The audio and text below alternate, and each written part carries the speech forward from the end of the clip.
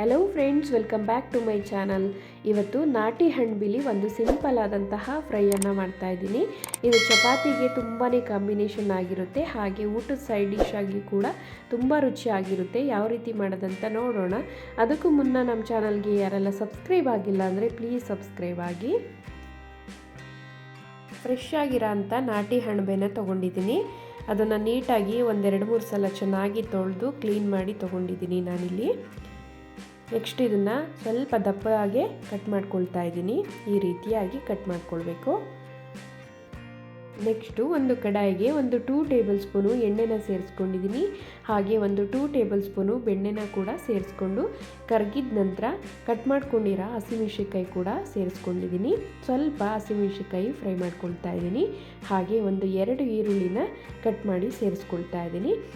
ಈರುಳ್ಳಿ ಮತ್ತು ಹಸಿಮೆಣಸಿನ್ಕಾಯಿ ಎರಡೂ ಕೂಡ ಸ್ವಲ್ಪ ಫ್ರೈ ಆದರೆ ಸಾಕಾಗುತ್ತೆ. ಈ ರೀತಿ ಇಷ್ಟು ಫ್ರೈ ಮಾಡ್ಕೊಳ್ಬೇಕು. ನೆಕ್ಸ್ಟ್ ಇದಕ್ಕೆ ಅರ್ಧ ಟೇಬಲ್ ಸ್ಪೂನು ಶುಂಠಿ ಬೆಳ್ಳುಳ್ಳಿ ಪೇಸ್ಟನ್ನು ಸೇರಿಸ್ಕೊಳ್ತಾ ಇದ್ದೀನಿ. ಹಾಗೆ ಸ್ವಲ್ಪ ಚೆನ್ನಾಗಿ ಫ್ರೈ ಮಾಡ್ಕೊಳ್ಳೋಣ. ಶುಂಠಿ ಬೆಳ್ಳುಳ್ಳಿ ಪೇಸ್ಟು ಇದಕ್ಕಿಂತ ಜಾಸ್ತಿ ಹಾಕಬಾರ್ದು. ನೆಕ್ಸ್ಟ್ ಇದಕ್ಕೆ ಅರ್ಧ ಟೇಬಲ್ ಸ್ಪೂನು ಅರಿಶಿಣವನ್ನು ಕೂಡ ಸೇರಿಸ್ಕೊಂಡು ಫ್ರೈ ಮಾಡ್ಕೊಳ್ತಾ ಇದ್ದೀನಿ. ನೆಕ್ಸ್ಟ್ ಇದಕ್ಕೆ 1-2 ಟೊಮೆಟೊ ಕಟ್ ಮಾಡಿ ಇಟ್ಕೊಂಡಿದ್ದೀನಿ, ಅದನ್ನು ಕೂಡ ಸೇರಿಸ್ಕೊಳ್ತಾ ಇದ್ದೀನಿ. ಟೊಮೆಟೊ ಕೂಡ ಸ್ವಲ್ಪ ಕರಗಬೇಕು, ಅಲ್ಲಿವರೆಗೂ ಫ್ರೈ ಮಾಡ್ಕೊಳ್ಳೋಣ. ಸ್ವಲ್ಪ ಇದಕ್ಕೆ ಸ್ವಲ್ಪ ದಪ್ಪುಪ್ಪನ್ನು ಹಾಕ್ಕೊಳ್ತಾ ಇದ್ದೀನಿ. ಟೊಮೆಟೊ ಎಲ್ಲ ಸ್ವಲ್ಪ ಸಾಫ್ಟ್ ಆಗಿದೆ. ನಾಟಿ ಮಶ್ರೂಮಲ್ಲಿ ಮಾಡೋದ್ರಿಂದ ಅಂತೂ ಟೇಸ್ಟು ಸಖತ್ತಾಗಿ ಬರುತ್ತೆ. ಈಗ ಮಶ್ರೂಮನ್ನು ಕ್ಲೀನ್ ಮಾಡಿ ಕಟ್ ಮಾಡಿ ಇಟ್ಕೊಂಡಿದ್ವಲ್ಲ, ಈಗ ಸೇರಿಸ್ಕೊಳ್ಬೇಕು.